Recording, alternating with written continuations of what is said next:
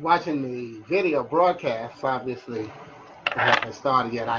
I started the I turned on the live thing with 6 minutes to build the audience because I say like 6 minutes to refresh you on. So that's what I like. I always like to have a theme and a reason for behind whatever I do. And a lot of times, what you'll find in life is that you have a reason for everything you do. You don't always know what the reason is in the moment, but if you take the time to study yourself, then you can go back and find out what that reason is. And that's kind of on cue with what I'm going to be talking about, because I call it interviewing on offense. But that's the whole key, is finding a way to focus on yourself so that you do things like, hey, Tony, and I'm hoping, I think I set this thing right so that I can respond to people, because last time I was telling people to put a response in and I wasn't seeing it, and I'm saying, come on, y'all, put a response in, and it just wasn't coming up on my screen. And so I think I put it on the right setting so that I can see something this time. So Tony Rice, I see that you're there, and we've got a whole 5 minutes. You're super early, so I thank you. But yeah, especially since I know this is coming around people's lunchtime, I built in that extra time to let Facebook build the audience. And just in case, Tony, type me something so that I can see if I see what you type, because it just shows me that you joined. And then that way I can see if I can type back. Okay? So yeah, let's see if we can make technology work. Because I always like to profess, and not in shame, that I'm tech functional, not literate.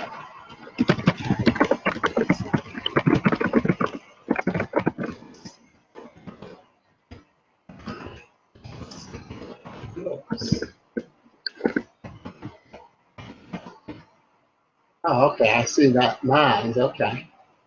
Cool. All right. Okay, we got less than 4 minutes to go. But anyway, what was I saying about finding themes and really recognizing what's going on in your life?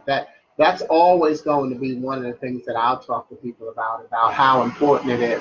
I think I always say, to put yourself first. And in fact, that's why today I'm wearing my Focus t-shirt. FOCUS, Finding Ourselves Creates Unlimited Success. Let me go and throw that in there. Because that's one of my, yes,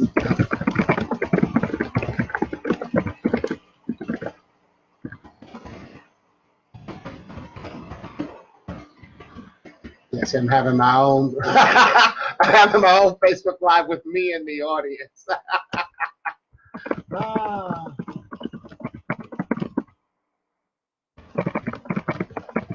I think this is good fodder for what people can come on and talk about, in case they want to ask me any questions or comments on that. I can take that thought even deeper. But even when I say, thank you, I got a thumbs up from somebody. I don't know if that was you, Tony, because it doesn't show. But I don't see any other typing other than mine. And so I guess I still don't have, oh, hey, Diane. That thumbs up from Diane. Okay. All right. At least I see that. But I don't see, I'm not sure if I've got it on the right setting to where I can make comments to people, when they send me a comment. But at least now I see that I can see the thumbs up came from my good friend Diane. So good to see. What we got? Less than 2 minutes. 2 minutes.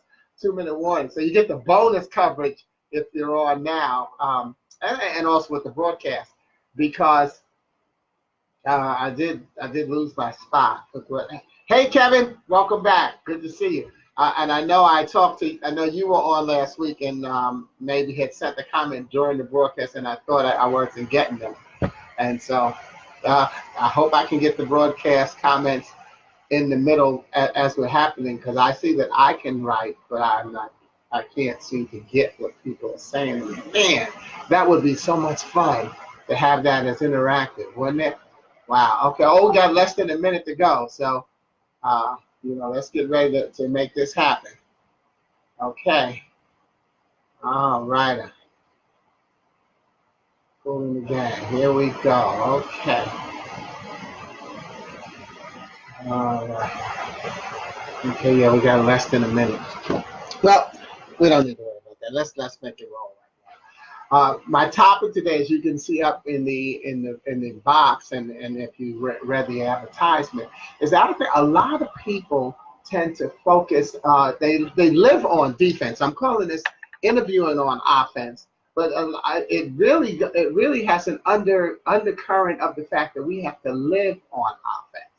A lot of times we live on defense where we're hoping someone accepts us for who we are. We hope they like our outfit. We hope they like the way we say something. We hope they like what we say.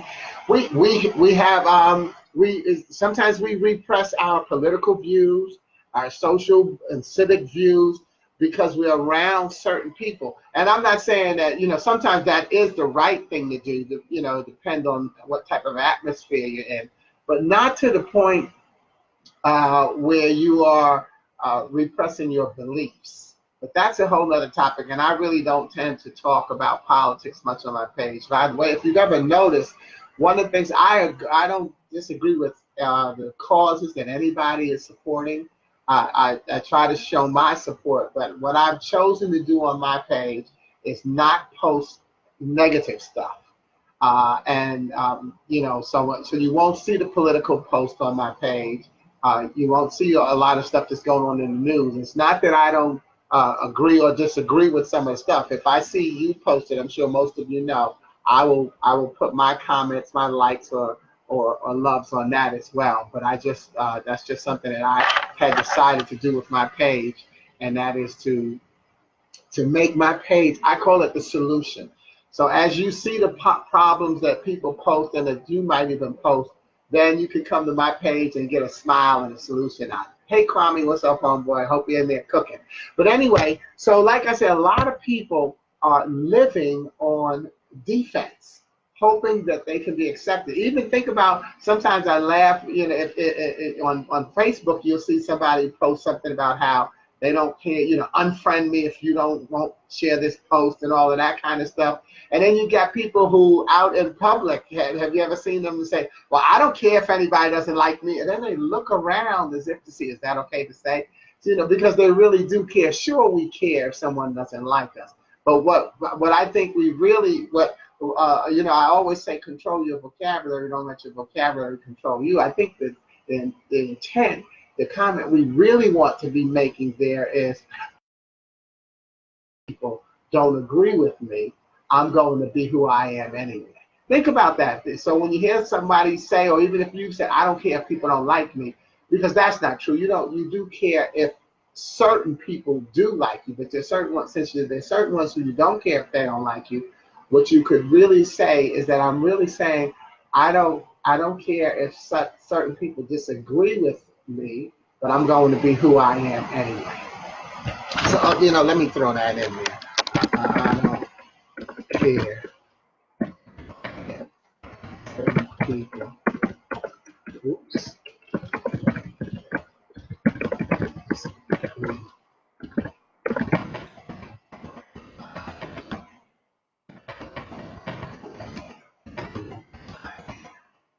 okay, so that's me having my own webinar here.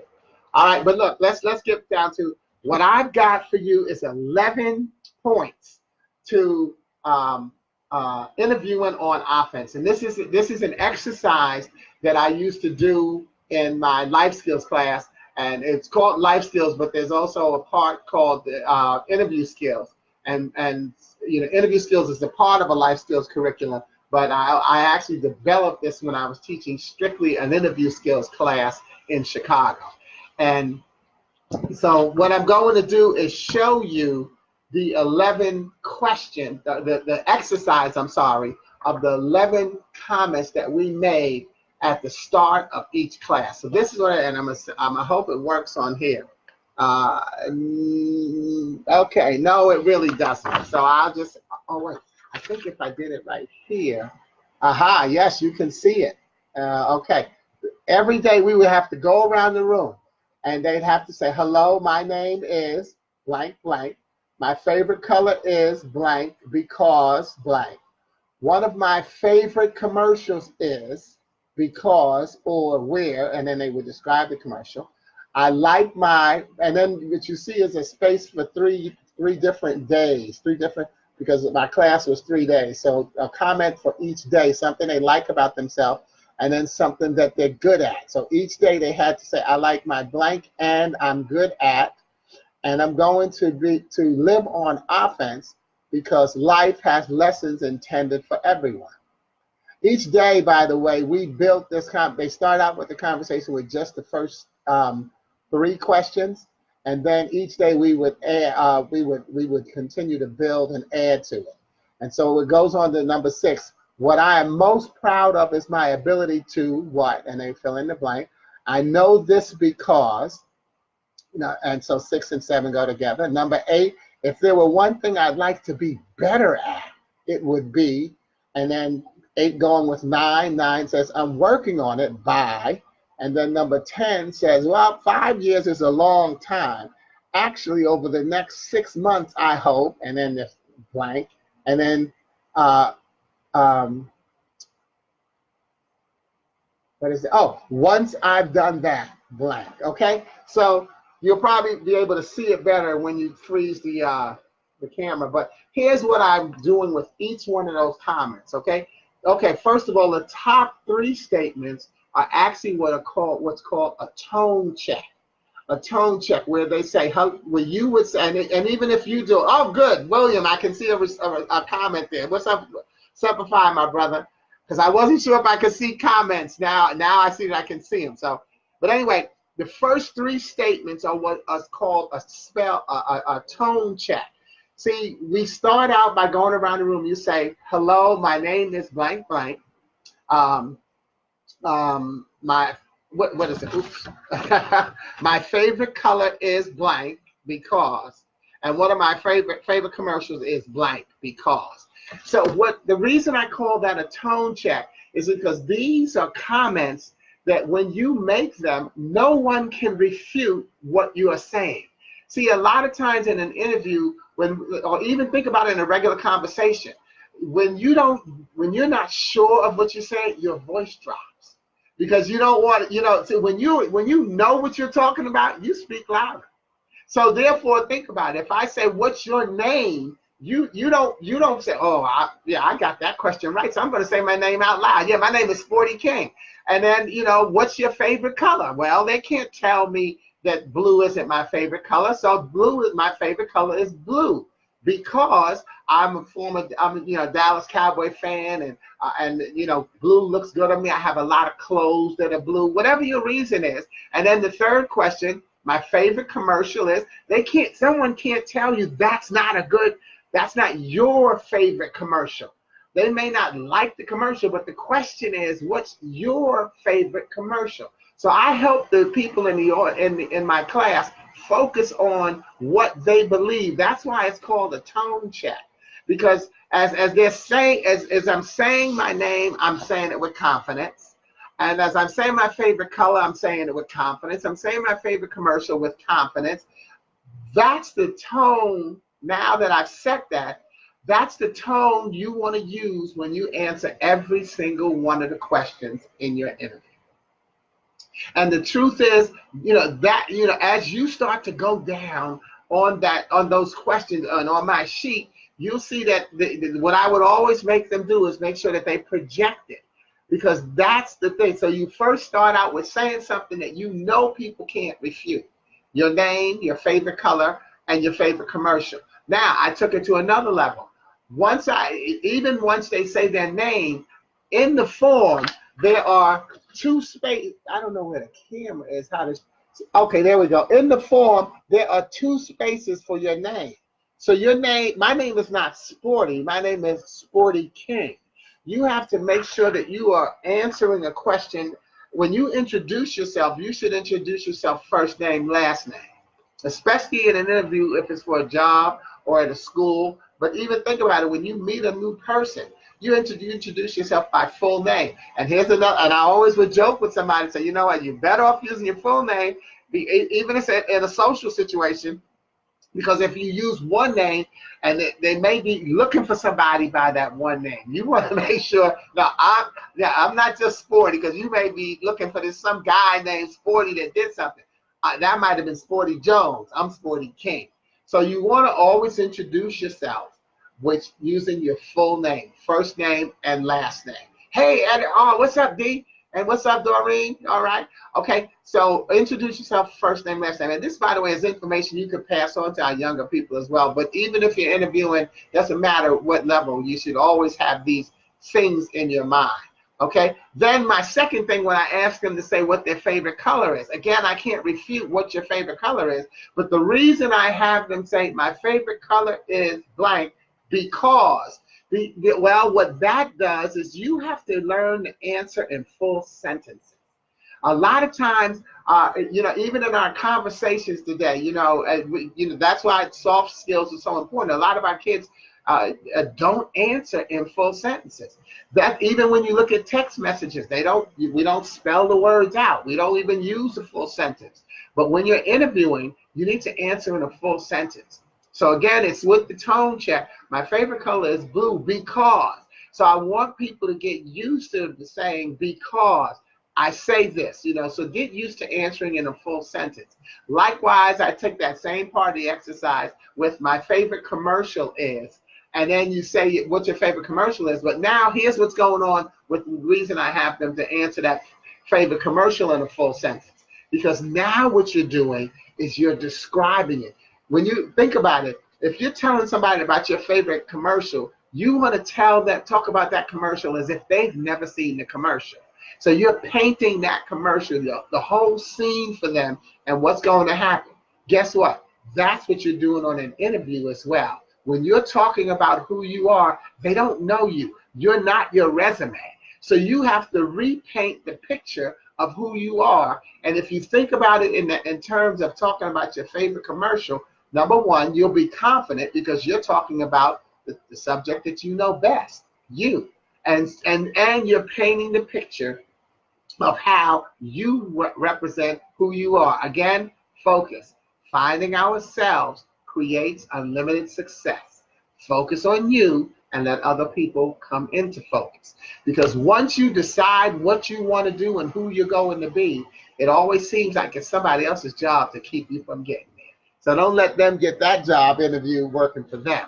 Okay, then after I do that for the first day, that's all I do is I go around answering that question. What the name is, what's your name, favorite color and why, favorite commercial and why. That's the tone check. You want to hear how you sound when you're confident and don't feel that anybody can refute your comment. Now we get into the interview skills practice. And so the next day, I have them add, even though we're going to have 3 days worth of classes, each day we're going to put something different that they like about themselves and that they're good at. And so the number 4 is I like my and I'm good at. And number 5 is I'm good at. And then it goes on to a sentence to fill out a sentence. And I'm going to live on offense because life has lessons intended for everyone. See, so I'm continuing the practice of answering in full sentences, but I'm also now incorporating one thing I like about myself and one thing I'm good at. Guess what? That's all they ask you on an interview. Every single question is related to what are you good at and what do you like about yourself. If you really think about the last interview you've had, or even if you think about a conversation that you have, as people talk about what did you do yesterday, what are you going to do tomorrow, how do you feel about this, all they're asking for what you like and what you're good, because it's talking about your interests. So if you talk about what you did tomorrow or where you're going, what you did yesterday or where you're going tomorrow, you're talking about what you're interested in, what I like to do, and what I'm good at doing because I'm going to share that. See, so now you add up everything. They got the name check, the tone check, saying their name, full name, saying their favorite color and why in a full sentence, talking about their favorite commercial, painting a picture in a full sentence, and now we're going on to say, and I like my this, and I'm good at that, and I'm going to interview on offense or live on offense because life has lessons intended for everyone. Now what you can see or you can feel, hopefully, is the mood in the classroom change. And I used to love seeing it happen and feeling it, especially when I get to that second day. On the first day, because we're not used to saying I'm good at and what I like about myself, because everyone's telling us that we have to be humble. But guess what? On an interview, they're not asking you to be humble. They're asking you to tell me about yourself. But so you have to talk about yourself, and an interview should not be the first time that you talk about how good you are. So now we get into the practice of them being able to say, because they'll start out with something real simple. I like my eyes. I'm good at looking. I don't care what it is. See, the truth is, in that exercise is you want to get used to saying, I like I'm good at, because you're starting to feed your spirit. As you get good at saying that, you stop and really think of something good about yourself. And isn't that what they're asking you for in the interview? How are your people skills? I'm good at, I like my personality. I'm good at working with people. I know that, see, that's what's going to happen. So you have to be already in the habit of saying what you like about yourself, so that when you're on the interview, it won't sound like this is the first time you ever thought about who you are. Question number 6, and it's related to number 7, but question number 6 is, what I'm most proud of is my ability to blank. Now, what I've done with that question is I've helped you find a way to turn the interview into a conversation. Because what's going to happen is, a lot of times the interviewer is going to say, well, tell me about your strengths. Or, what would you say is your biggest strength?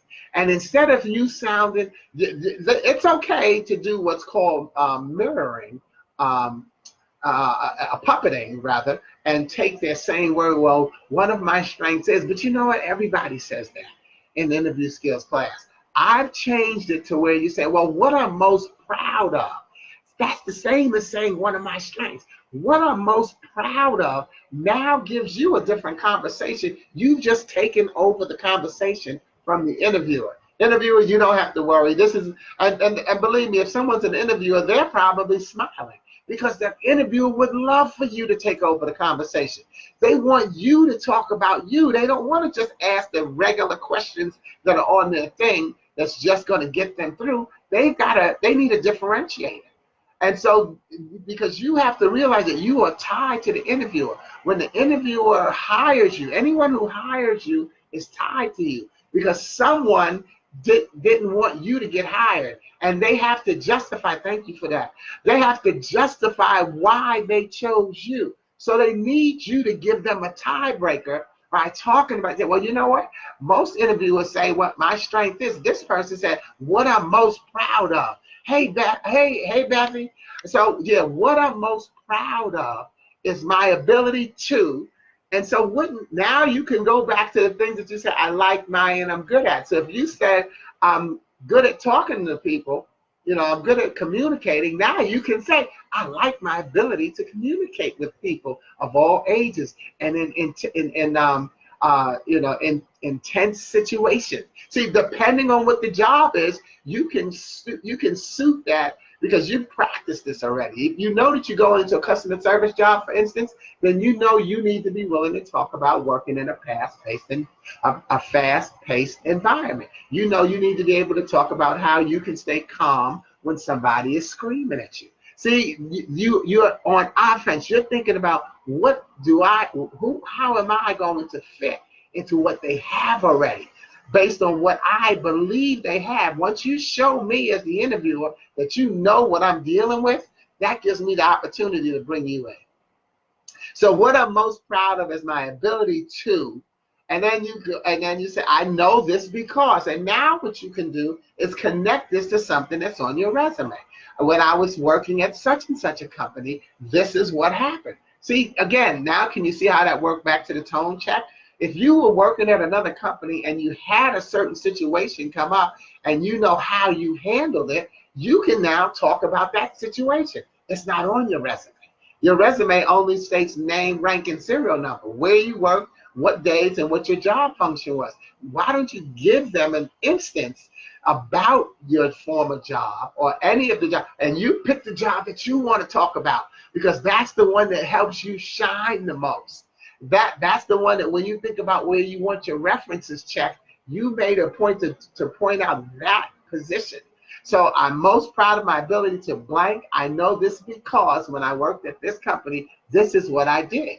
Now we got a conversation going.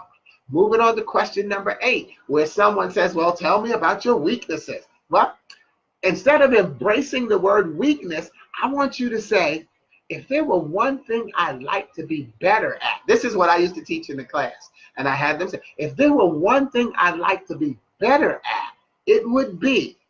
And so, because sure, we all have weaknesses, and it's going to get asked on the interview. But don't sit up there and embrace it. Oh, I'm weak. I'm not good at. See, don't say I'm not good. I can't. No. If there were one thing I'd like to be better at, it would be this. But for me, it would be my computer skills, because I consider myself tech functional, not literate. And see, now I can say that and I can laugh. But then here's a connecting sentence to that. It says, I'm working on it by. So see, if there was something I wanted to be better at, it would be my computer skills. I'm working on it by making sure I log on every day. I read some of my posts. So talk about, now you've got a conversation going. And you're not talking about your weakness. Well, one of my weaknesses is this, no, don't talk about that. If there was something I could be better at, it would be this. I'm working on it by, okay? And again, you can relate that to what I'm good at and what I like about myself. Because if I'm good at communicating with people, I'm good at communicating with people. I like my personality. Well, maybe what I'm working on is my listening skills, so that when I communicate, I can get the best, the best results from the conversation. You start to make things work in your favor. Two more questions. One, and this is when they ask you what I think is the stupidest question an interviewer could ask. And I haven't interviewed in a long time, but man, do I disagree with this question. Where do you see yourself in 5 years? Where do you see yourself in 10 years? What I did is I taught the class to say, 5 years is a long time. Over the next 6 months, again, this creates a conversation with you and the interviewer. I don't know where I'm going to be in 5 months, in 5 years. 5 years ago, I didn't know I would be here interviewing for a position. So, 5 years is a long time. But over the next 6 months, and see, now you can tell them how this job is going to help you attain your short-term goal. Over the next 6 months, this is what I'm going to do. And so it says, actually, over the next 6 months, I hope to be working with a company such as yours and having gotten myself. Think about what you want out of your life. Why are you trying to get this job? Where are you going? Okay, so that's where you would be careful. Yes, by the way, don't get comfortable. That's where you would be careful not to say, because I'm trying to make a better life living for my kids. Depends on how old your kids are. If you've got school-age kids, you can send up a red flag where they're wondering if you're going to have a lot of truancy or absenteeism for taking care of kids. But if you've got latchkey kids, as a kid, high school kids, etc., that are pretty independent, it's not as bad to talk about. Hey, Joanne. So think about what you're going to talk about. 5 years is a long time. Actually, over the next 6 months, I hope to do such and such. Once I've done that, then so now you're talking about your dreams and who you are. So if you just think about that, again, I hope you can go back and pause. I'll check that when I look at the video and see if I've held that sheet up to the screen well enough for you to see all the questions. But the key is to think about the philosophy behind the question. You have to interview and you have to live on offense. Start saying to yourself every day, if you can say to yourself one thing you like about yourself and one thing that you're good at, and keep a list of that. Get in the habit of being able to talk about yourself favorably. We do it with our friends. And a lot of times we'll even have when I started doing this exercise, we had people who would ask someone else, "What am I good at? What do you like about me?" That's okay. There's no wrong answers. But we have to work on our confidence and our self-esteem at all times, because self-esteem is a roller coaster ride. You can be up and down. A self-esteem issue does not mean that you don't like yourself. What it means is something that has happened in your life that just throws you off your square for a minute. That can happen through the loss of a loved one, whether it's through death or through a relationship. Someone's in the hospital, you failed a test, you got fired from a job, you were in a car accident, you ran out of money. All of these are self-esteem issues that take us off for just a second, and we need to find a way to get back on. So I think that if you focus on living your life on offense, you'll be able to interview on offense. Remember, the people who don't like you, how's that saying go? The people who don't like you don't matter, and the people who matter do. They like you. And I don't think that's the way the saying goes, but you know how it actually really goes. And you've got to make sure that you're not on the list of people who don't like you. You've got to like yourself.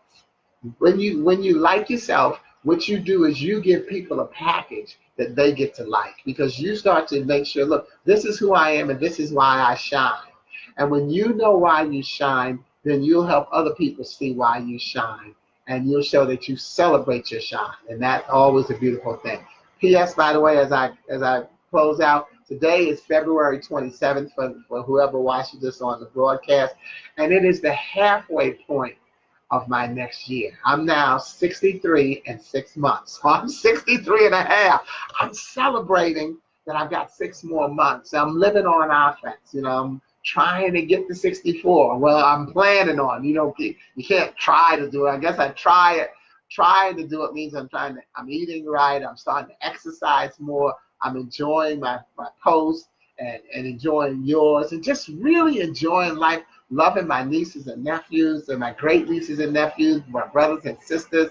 The response that I get from people like you on posts, it's just a lot of good stuff going on in my life, and that's what I focus on. And God, I hope that's what you're focusing on, because you've got so much more good going on for you than bad. If you stop and take a real good look at it, you'll trust your track record and you'll laugh at your lack record. I'm Sporty King. This has been, and it still will be the next time, Glue Wednesday. Glue. God's love undoes everything. Any challenges or problems that you're having, God's love will help you pull it together. And just this Wednesday is not really hump day, because not everybody has Wednesday as the middle of their week. Some people start work on Wednesday or start work on Thursday. But Wednesday is the traditional middle day of a traditional 7-day week. So it's the day that keeps the week beginning and the weekend together. And that's why I say we don't need to have hump day. We don't need to worry about getting over. We need to have glue day. We need to always focus on keeping it together. Thank you for keeping it together with me, and thank you for keeping it together with yourself. Over and out. God bless you. People, by the way, this is one of the type of seminars that I give. Always able to add a little levity into it with some wisdom. And just, and this is for all ages. Remember, if you just go down that list, and I'll double check it again, but this is what I do for a living. So gladly, find a way to refer me, bring me in to share this message with the people in your family or your organization, your club, your life. Thank you. God bless you. I'll see you next week. And if you'd like to, by the way, I'm always happy for topic suggestions, so make sure you put that in the box as well. Ciao.